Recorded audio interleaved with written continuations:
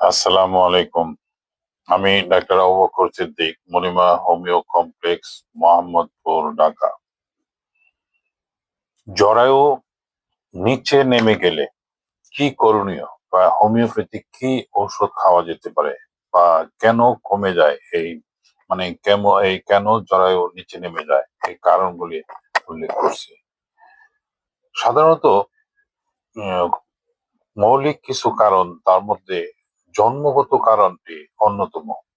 অনেক সময় জন্মগতভাবে জ্বরের ত্রুটি নিয়ে অনেক মানুষ জন্মগ্রহণ করে এবং কখনো মূত্রথলি নিচের দিকে নেমে আসে এবং সাথে জরায়ুকেও সাথে নিয়ে নামে। এটা একটা কারণ। এছাড়া কখনো কখনো অধিক সন্তান ধারণের ফলে জননযন্ত্রের বিভিন্ন অংশ ঢিলে হয়ে যায় এবং জরায়ু নিচের দিকে নেমে আসে। এছাড়া জরায়ুর স্থানচ্যুতির জন্য আমাশা, উদরাময়, কোষ্ঠকাঠিন্য এই রোগটিও একটি অন্যতম কারণ হতে পারে।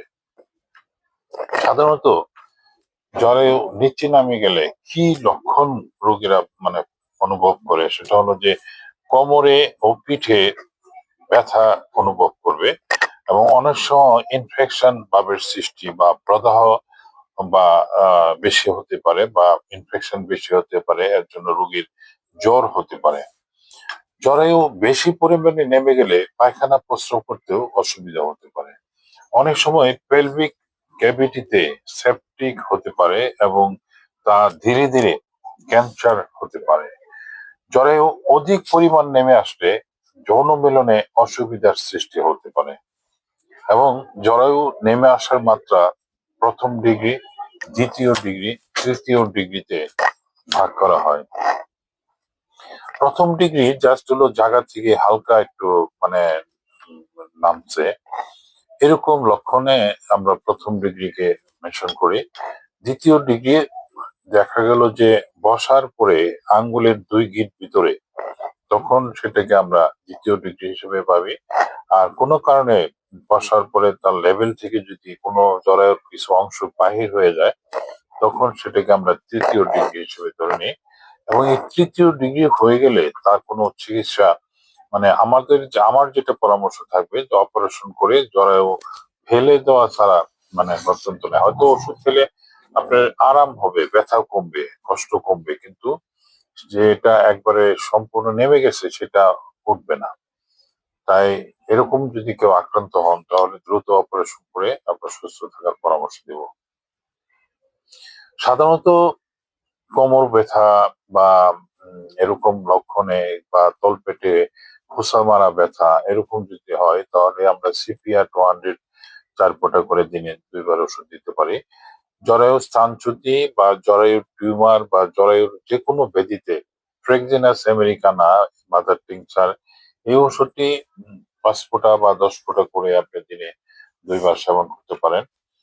এবং মানুষ পিরিয়ডে কষ্ট বা উরুদেশে টেনে ধরার বেদনা, হাঁটতে গেলে উরুতে যেমন একটা টান টান অনুভব হবে, পিছন দিকে টানতেছে, এরকম বেদনার লক্ষণে আপনি কোনিয়াম 200 ওষুধটি আপনি সেবন করতে পারেন। তলপেটে বা কোমরের কোনো আঘাতের দরুন জরায়ুর স্থানচ্যুতি এইসব ঘটনায় আর্নিকা মড অর্থাৎ আঘাতজনিত কোনো কারণে যদি আপনার এই সমস্যা দেখা দেয়, আর্নিকা মড ওষুধটি সেবন করতে পারেন। জরায়ুর পুরাতন স্থানচ্যুতি বা জরায়ুর দুর্বলতা বা যৌনিতে ক্ষত বা জরায়ুর নানাবিধ পীড়া, এর জন্য অরামিও নেট 3x বা 200 এই ওষুধটি সেবন করতে পারেন। এছাড়া ক্যালকিরিয়া ফ্লোর 12x এই ওষুধটি 4টি বড়ি মুখে দিয়ে চুষে খাবেন এবং খাওয়ার পর হালকা গরম পানি খেয়ে নেবেন। তাছাড়া জরায়ুর অপুষ্টির জন্য জরায়ুর বহির্গমন বা প্রসবের পর জরায়ুর স্থানচ্যুতি বা জরায়ুর দুর্বলতার জন্য মাসিক কালে বা পিরিয়ড কালে অত্যাধিক রক্তস্রাব, এইসব লক্ষণে হেলোনিয়াস মাদার টিংচার এই ওষুধটি আপনি দিনে 2 বার অথবা 3 বার সেবন করতে পারেন। এখানে আরো অনেক ওষুধ আছে, যেহেতু আমি লক্ষণ ভিত্তিক চিকিৎসা সেহেতু একটা রোগের লক্ষণের সাথে ওষুধ প্রয়োগ করতে হবে। তবে আমি যেটা পরামর্শ দিব, যদি জ্বরে প্রথম ডিগ্রি বা সেকেন্ড ডিগ্রি থাকে তাহলে হোমিওতে সুন্দর চিকিৎসা আছে এবং সেটি খেয়ে আপনার সুস্থ লাভ করুন। এছাড়া জরায়ুতে ডিম্বার সিস্ট বা টিউমার বা ডিম্বাশয়ে সিস্ট বা টিউমার সেইগুলি হোমিও চিকিৎসার মাধ্যমে ভালো হয়। এটার জন্য আপনারা আল্ট্রাসোনোগ্রাম করবেন এবং সেটা সাইজটা মেনশন করা থাকবে এবং আপনি ওষুধ খাওয়ার 3 মাস পরে আবার চেক করে দেখবেন যে আপনি এই সমস্যা থেকে মুক্ত। আপনার সুস্থতা কামনার আজকে এখানে শেষ করছি। আমার সাথে পরামর্শের মোবাইল নাম্বার 01733 162976। আল্লাহ হাফিজ।